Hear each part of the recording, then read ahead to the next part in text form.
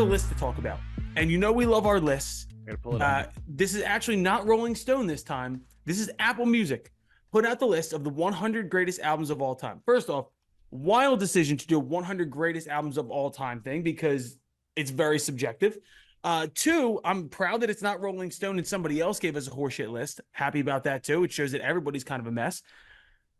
Overall, I don't think there was any like supremely glaring omissions from what I did see, but the top 20 is absolute lunacy, and I have reasons why I think it sucks. Really? Yeah. I didn't think, of all the lists I've seen, I mean, it's an impossible task. I thought they basically did a good job. Like, you're obviously going to disagree here and there, but it's the intentionality behind the list that bothered me. Because if you look at the top 20, it literally looks like somebody said, I have a bunch of criteria that needs to get met so nobody will get mad at me. ChatGPT, please give me a list of the top 20 albums of all time so no one will get mad. That's what it felt like to me. Listen, I agree and back Johnny's sentiment. Like, of course, there's things that I think should be in different places, but for the most part, I was like, I'm not mad. I'm not even. No, that's the thing, though. It wasn't enough to make me like mad. I wasn't sitting around like, this is an atrocious list, but it made me giggle. And I can't explain why. It was like, this was the biggest cop out of all time. Like, I don't know how else to put it. Like, Colin's like the Alex Jones of music lists. He thinks there's some vast conspiracy at You're play. such a hater. You know what? In this circumstance, I guess I am. I hate lists. They make me mad. And I guess, Colin, you're the whitest guy ever, and white guys love lists. And I like lists, but I don't. Couldn't be whiter, and you don't like lists. What are you talking about here? I'm looking at like, so you want to hate it? You want them to just butcher it intentionally? I'm looking at it now. I don't see any glaring admissions. Okay, why don't we go through Read the top 20? Yeah, let's go through the top 20. At number 20, it's Pet Sounds by the Beach Boys. Personally, should be higher. I don't know why. Pet Sounds is widely regarded as like the most influential album ever. You wouldn't have Sgt. Pepper's without Pet Sounds. Yeah, it was this revolutionary thing. Like, I think it should be higher too, but I'm glad it made the top 20. Good for you. Good call. Number 19, The Chronic by Dr. Dre. Absolutely deserving to be in the top 20. Kind of surprised it's not the number one hip hop album of all time. Like, and that one's only because of what it's next to. I would have flip flopped 19 and 18. You would have flip flopped 1989 by Taylor Swift. I couldn't imagine. Hold on, real quick. It's 1989 (parentheses Taylor's version). Right. They put that in there specifically for a reason. It's more like that record, 1989, was incredible. Was phenomenal. Pop record, fucking awesome. The Chronic was generationally inspirational. You know what I mean? 100%. That's totally the point. I'll agree with you on that one. Like, it doesn't matter. Taylor's album could have sold 400 billion copies. It didn't have the cultural impact. It didn't. That the Chronic Hold did. on a second. Here's my one thing though. Does that album deserve to be in the top 20 albums of all time? Probably no, probably Taylor Swift? No.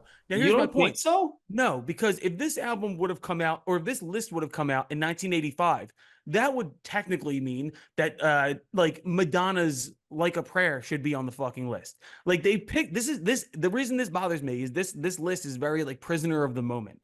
Like, this is not an all-time list. This is a prisoner of the moment list. Taylor Swift has to be on there. I'm not saying it's not a great album. It's a top 100 album for sure. It's not a top 20 album. No, absolutely not. I like that album a lot. Yeah, make the argument it absolutely is. But going into what it launched her to the biggest. She's the biggest star ever. Maybe she was already.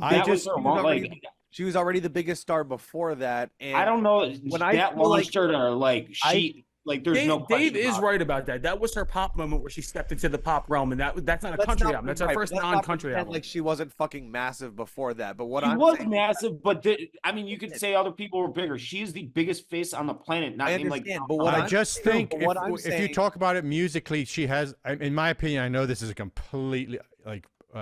It's a punishable by death offense, but I don't think she's impacted music in any way. That's my point. Like, music, pure music. When you get to top 20 of 100 albums, when you get to the top 20, I see like both sides. More than just good or great, it should be fucking influential. And who's like, let's do an album and let's do it in like, let's get that Taylor sound. What is the Taylor sound? There's nothing. It's a good point, Whereas Johnny. if you're like, let's do an album that's influenced by the Chronic, you don't even have to. Like, every fucking album in hip hop has been influenced by the Chronic.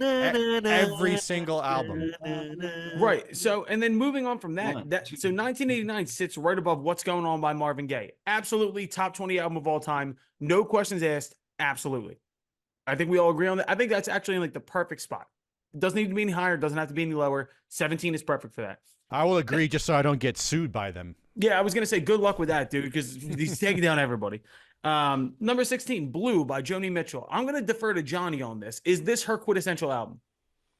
I think so. It's not my favorite album of hers, but it is like it's the go-to, and its impact on particularly female like folk singers from that album is just like you can't even count or quantify the influence. I wish I had more background on Joni Mitchell. I really am a novice when it comes to her music, but I know the impact she's had. Once again, if you're talking impact, then yes. Like you absolutely. don't have Tori Amos, you don't have Fiona Apple without that influence. Natalie Imbruglia. Of course, all the heavy hitters, of course. Natalie Imbruglia and Torn. Number 15. Now this is odd.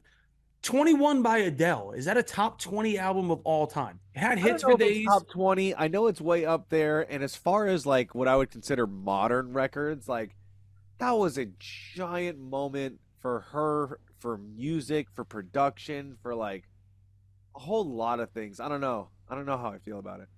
It's like I don't know how to put I this, feel like, better about that than the Taylor, because I think Same. again, like her, not that she was like, not that it was like this revolutionary sound that she came up with, but it did kind of bring back a R&B soul inspired pop music for 10 years or more. Not going to argue that, but when I think of like top 20 albums to ever exist, I don't put 21 in there. Like, I just don't. Like, it's a great record. I don't know that one either, but I also don't know if that's a preference fucking thing. You know what I mean? Sure. I mean, look, numbers, you can't lie. Won a bunch of Grammys. It's influential. She's a fucking probably superstar. like Metallica and Led Zeppelin and fucking Queen records I would have put in the top 20. You know what I mean? So there's so much preferential. And we'll get to the things that didn't make the top 20, but when you think of something like Zeppelin 4, which is basically a greatest hits album for the greatest band of all time, like that's fucking crazy that's not in there, but I digress. Let's go to number 14, Highway 61 Revisited. This is Bob Dylan's first album with an electric backing band, like a Rolling Stones on this record. Huge album, obviously. And any list like this that's all encompassing of music in its totality, Bob Dylan's going to be on it, right? Right. It's not my favorite record, but does it deserve to be in the top 20? Yes, absolutely. Number 13, The Blueprint by Jay-Z. One of my favorite albums of all time. As far as influence goes in hip hop, huge fucking record. Obviously, Jay-Z's the greatest hip hop artist to ever live. It's his best album. Makes sense to me for it to be in there. Anybody have any? It being at 13, I think it's a great place for it to be. Yeah, he's the Drake of his time. That's fucked up. I'm kidding. Isn't technically Diddy the Drake of his time? Yeah. I digress. Number 12, OK Computer by Radiohead. I'm happy with that. I'm a Benz guy. The Benz is my favorite Radiohead album. Computer's the fucking one. Like that's like. No. But see, again, Colin, so far you've not actually like fundamentally disagreed with something. You've had like some preferential differences. Like, what's the one that you genuinely disagree with? Taylor one or Beyonce what? We'll get to that. I genuinely disagree with Pet Sounds being at 20. I don't think 1989 is a top 20 album of all time. I'm on the fence about Adele, and I don't know, man. Like this one is a taste thing for me because I respect Radiohead. I don't love Radiohead. I know that it's important. It's like Kid A and OK Computer are both important albums. Never hit me when I was younger, so I don't have an attachment to it. Oh, dude, again, it's an impact thing. Like, yes, Radiohead's impact changed music for 20 or 30 years. There's no Coldplay without Radiohead. There's no, you know what I mean? Like, I do get it. I 100% get it, and I'm not arguing that it shouldn't be top 20. I just felt like it's a little high to be over Pet Sounds. Number 11, Rumors by Fleetwood Mac. Perfect. 11 is a perfect spot for that record. Put that in my top 10 though. 10 for me, absolutely. I think we've done this conversation before, and Rumors is definitely top 10 for me. It's perfect. Also, being Fleetwood Mac's 10th album is so fucking metal that's their number one. That's so sick. Now we get into the top 10. This is where I get a little upset. Lemonade by Beyonce. Great record. Is anybody spinning Lemonade on a regular basis? That's the thing. Like, her best records were before that, and I don't think they'll be top 10, maybe top 25, but that's such a weird, like, Starbucks registered record, you know? I don't know, though. There's moments on that record, though, like the Jack White song's really cool. The visual aspect of the record's really cool. It's Jack obviously a weenie, though, whatever. I agree with that. The man invented the blues. Be quiet. But, no, look, and it's just Black like... Keys. Apologies. The thing about the Lemonade pick is that, once again, it feels like a prisoner of the moment pick where they put something modern in there, and you can't, like, you're talking about the totality of music and popular culture forever. I don't know. But you can't exclude modern things because, like, it has to be 20 years old or what? It's not Hall of Fame. That's my thing. Is it's also arguably not her best record, which is funny to me. Like, you know what I mean? Like, that's where my line gets drawn, because I'm like, shit. Well, I'd probably put a Destiny's Child record above Beyonce record. There's like 3 records in this top 10 that I don't think are the best albums from that artist. Legitimately. Number 9, Nevermind by Nirvana.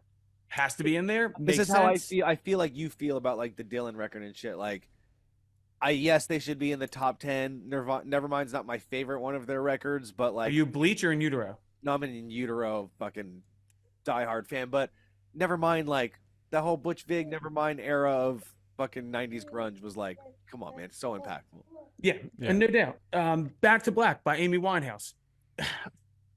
Top 20, top 10, probably because not. She's R.I.P. that she made top 10.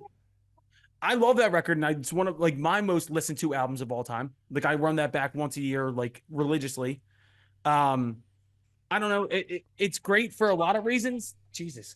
It's great for a lot of reasons. The Dap Kings and Sharon Jones's band being on there. Mark Ronson did a great job. Amy Winehouse is unbelievable. It's top 20. It's not top 10 to me. Just how I feel. Does anybody like have a disagreement on that? Should that be a top 10 record? I think that one feels more like a cultural, not necessarily about the album, but like her impact culturally and like celebrity side of things. Sure. Yeah. Absolutely. But, yeah, I mean, she's definitely in the top 20. Here's my first. Like, when you talk about fucking honest musicians and people that you can hear singing emotion and that kind of shit, like, who better than Amy? You know what I mean? Like, that's very true. I mean, it's an amazing album. I'm not going to bitch that it's top 10, but I think it's more like in like the 12 to 15 range. I'll put it there. This is such a Barstool music conversation. It's literally like fucking discussing baseball stats. Hey, we're gonna have to come back to this, but you fucked up your punk rock list. I gave you. We'll get to that for sure. Yeah. We'll get. You did a good job. You did a good job. We'll get there. Number 7, Good Kid, Bad City by Kendrick Lamar. I absolutely disagree with this wholeheartedly. I'm not mad at it. I'm mad at it. It's his third best record. It's his third best record. Yes. His record. To Pimp a Butterfly and Damn are both better. Maybe I'm sucking the Kendrick juice, right? But like, I don't think. I don't think that I could judge his records as good, better, best. Like, they're just different. They're all the best. Like, from Mr. Morale to fucking DNA to fucking. Like, I don't know if it's better than the other one, you know what I mean? But I know that Good Kid was like a fucking moment, a heavy moment. Heavy moment, sure. Like West Coast rap coming back hard, getting out of the auto-tune world, like, was big. Look, I think it should have been Damn or To Pimp a Butterfly. I'm kind of surprised that it's top 10. How does it play into the Drake? The beef thing, the fact that he's in top 10 albums of all time. Well, let me ask you this. Do we know that this is an editor's list, or is this based on streams from Apple Music? No, I think this is an editor's list. This is a like subjective list. Yeah. Number 6, Songs in the Key of Life by Stevie Wonder. No argument here. Yeah. No argument here whatsoever. I'm not going to try and debate that. It should be above what's at number 5. And this was the biggest, weirdest pick to me. And this was, we got to get Gen Z talking about the list. This was very much like a prisoner of the moment kind of thing. Blonde by Frank Ocean. Has no business being in the top 10. Yeah. Okay, here I'm going to do one of those Hootie and the Blowfish or Darius Rucker moments. Tell me a Frank Ocean song. Because I swear I don't know if I know one. That's your fault. Then I don't think I could name a single Frank Ocean song. No, I know. I understand. I'm in the minority. I'm not pretending.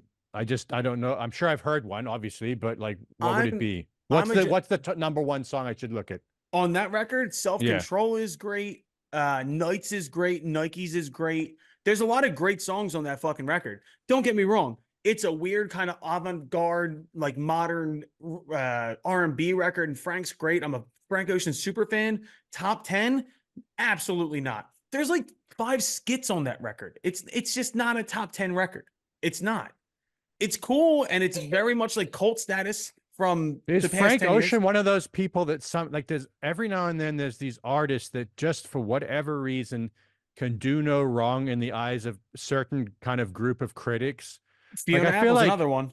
Yeah, I feel like even Tame Impala is like that, and I'm not shitting on Tame Impala. I really like Tame Impala, but I feel like Tame Impala literally could just be like, guys, I recorded myself sleeping last night, and everyone should be like, Frank is that person, 100%. Yeah. He has two bodies. Again, I'm not shitting on those artists. I'm just saying like they get that kind of critical thing. Frank has 3 bodies of work in 14 years. He's like he's an enigma. Like he's like around, but you never see him. And when he does do something, it's a huge deal. I love that record. Blonde is a great record, but it's not top 10 all time. Once again, you're talking about the totality of music history. And it's just because it's big in the past 10 years and it'll get people talking. That's why it's on this list. That's what annoys me about it. Purple Rain by Prince and the Revolution at number 4. I mean, what are you going to say? It's a fantastic record. Is it too high in my opinion? Yes. It's too high. Yeah, but when you think about how many humans were created to that record. Oh my God. You want to talk about being influential. That is. I mean, if we're going off that metric, then Sade should be number 1. What are we talking about here? I think it's because they put that one on there because we've got a crumbling population problem in certain countries, and they're just trying to get people fucking again. Number 3, we're going top 3 now. Abbey Road by the Beatles. Obviously, impact, yes. Is it the Beatles' best record? Do you know what's funny? I feel like every Beatles song, I don't know which songs are on which album because I never listened to them in album format. What's on Abbey Road? Let It Be? Abbey Road that's on Let It Be. Abbey Road is Oh Darling, Maxwell's Silver Hammer. Come Together. Come Together. Here Comes the Sun, because I don't know, dude. Something. Yeah, that's it's like, I don't know, with the Beatles, like pick one, it's fine, whatever, pick one of the albums. That's how I feel. I'm a White Album guy. About Kendrick is like, just pick one and put it in that top 10 because that. I mean, for the cover art alone, it's iconic. You know what I mean? And it's the biggest band of all time. Number 2, and a surprising number 2, Thriller by Michael Jackson. I feel like that was an easy number 1, and nobody would have argued with that. Yeah. I wouldn't mind flip-flopping 1 and 2, but I'm also not too mad about 1 and 2. I'm not mad about 1 or 2 either, but I was just shocked that that's number 1. And look, I've long, dude, I don't know what's going on with this baby right now. He's doing baby things. That's what that's called. Oh, buddy, relax. We're getting to number 1. It's okay. Number 1 is The Miseducation of Lauryn Hill. I've long on this podcast camped that that's one of the greatest records of all time. I was just almost shocked to see something I considered to be a top 5 album go as number 1. I didn't think it would. And good for Lauryn Hill. I mean, that one seems, if you want to get conspiratorial about it, that one seems like, what's your new phrase you learned that you're using a lot? What? Prisoner of the moment. Prisoner of the moment. Yeah. That one feels a bit like that because the YG Marley thing's blowing up right now. It's like, I don't know, man. I'm not saying it's not a phenomenal album, but you know what I mean? It's one of the greatest albums of all time. I just didn't see it as somebody making a list and putting it as number 1 over Thriller and Abbey Road. You know what I mean? Where was AC/DC albums? Where they must have been like top 25, right? I doubt it, bro. Nope. Can we go? Look, now we've gone to the top 20. Can you give me the peripheral to the top 20, please? Hold on. Let me just say real quick, though, that like the reason I don't mind Lauryn Hill's record, because I do love it. I think it's one of the fucking best records ever made. I was thinking about this, and like, as far as like cross demographics go, like R&B is one of the most widespread. Like country doesn't really cross, rap doesn't really cross, rock doesn't really cross, but R&B for whatever reason. So like that record was everybody's favorite at that time, and it still holds up. You listen to it now. I listen to that record maybe once a week. I shit you not. Like, it's just so fucking good every time. I mean, it's constantly on rotation for me. And once again, I've said on this pod, we did our top 5 albums of all time list before. I put it in my top 5. It just surprised me to see it be number 1. It's all it was. Kenny, what's the peripheral of the top? What can you run through the top 30 real quick? Just the 30 through 20. So like 30 is the Billie Eilish record, When We Fall Asleep, Where Do We Go? No. Yeah, and I'm a fan. But so am I. 29, Low End Theory, Tribe Called Quest. I'm happy with that. Absolutely. I can maybe push that higher to top 20. Agreed. Dark Side of the Moon, Pink Floyd at 28. Okay. Surprised it's not top 20. Yep. Led Zeppelin. Yeah, that's kind of weird. Led Zeppelin 2 is 27. Oh, so they put 2 over 4. 2 is my favorite Zeppelin album. 26 is My Beautiful Dark Twisted Fantasy by Kanye. Top 10. Yep. Top 10. Top 10. Top 10. Top 10. Yeah, maybe. 25, Kind of Blue, Miles Davis. Should be higher. 24, The Rise and Fall of Ziggy from David Bowie. Too high. I don't know about too high. I think that's just about right. 23, Daft Punk Discovery. I kind of like that. It should be there. 22, Born to Run, Bruce Springsteen. That should maybe be higher. Don't ask me, buddy. Compared to 1989 got 18, and you're saying Born to Run got 22? Don't ask me, buddy. Yeah. And Revolver by the Beatles was 21. Makes sense. Jagged Little Pill, Alanis Morissette was 31, excuse me. Ready to Die, Biggie was 32. Those two should be higher. I found one I have a problem with, number 47. What is it? Drake? Yep. It's Take Care. I knew it. Yeah, 50 records of all time. But this is kind of my point, though, is that if this would have gotten made in, say, 2002, Jagged Little Pill would probably be where fucking, I don't know, 1989 sure. is. Like, and that's why the people. editorial list perspective is obviously a skewed one. But looking at this right here, Drake Take Care is 47 and Joshua Tree is 49. Yeah, that doesn't make. They should never be next to each other. It doesn't make sense to me. Is 48. Come on, man. Appetite for Destruction is 52. Yeah. I see. It's these lists, man. These lists they fucking drive me up a wall. It's an impossible thing. I just think this one's not this. I don't have a problem with this list. Yeah, because any problem I have is purely subjective. It's not like some bullshit Rolling Stone list where they're just being total fucking clickbaiters. You know, Johnny, how much money is Apple paying you to say this? It's so funny the things Colin gets conspiratorial about. I get conspiratorial about basically everything. I mean, they put Lord's Pure Heroin in the top 100 at 96. Really? It's top 100 records of all time? All time. That's my problem, is that when it comes to all time. That means... Here's Back in Black at number 90. Back in Black should be number 1. He should be number 1. The greatest fucking... Dude, what if that would... Where is... That is weird that AC/DC's not, at least top fucking... I don't know. Without even going crazy. It's one of the highest selling albums of all time. Where are the Eagles? Are the Eagles on here at all? Well, there must. Okay, so Hotel California is 99, isn't it? Hotel California is 99, and Astro World is above that at 98. This is what I'm saying. They got that's just a Compton at 70. What is it? 70. Why does that album get disrespected? That's way too low. You want to talk about influence? Yeah, you want to talk influence? Yeah. All right. So here's the top selling albums of all time. Okay. Thriller, obviously. Back in Black, The Eagles, Bodyguard. With Whitney Houston. Yeah. Dark Side of the Moon, Michael Jackson Bad, Eagles Greatest Hits, Meatloaf Bat Out of Hell. Hell yeah. Hotel California, Shania Twain Come On Over, Fleetwood Mac Rumors, Bee Gees Saturday Night Fever.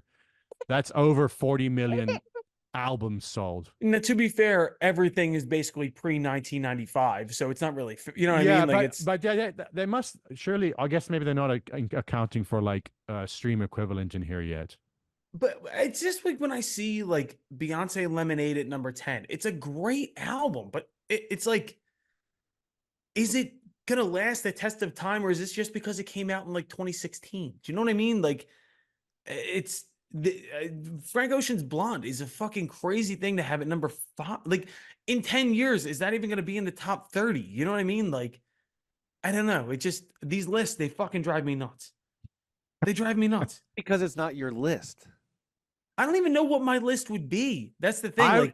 Colin, publish your top 50 albums, and then everyone else can bitch about your list. How many albums does Limp Bizkit have?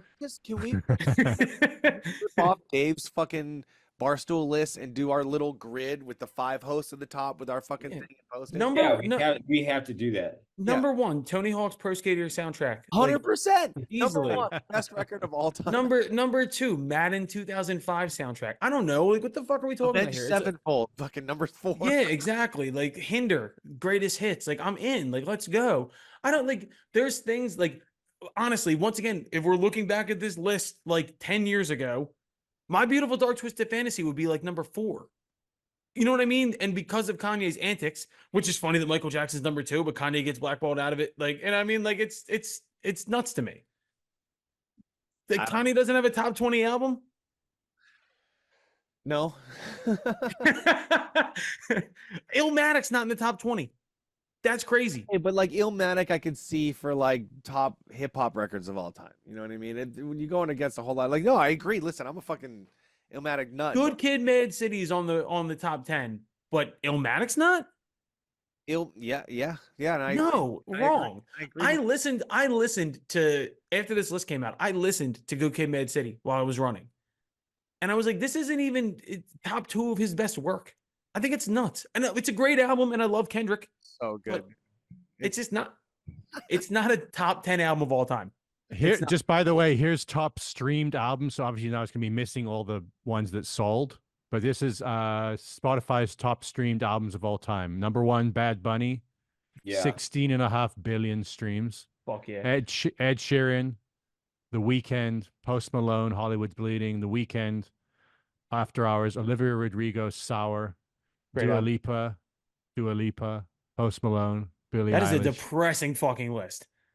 Oh my God.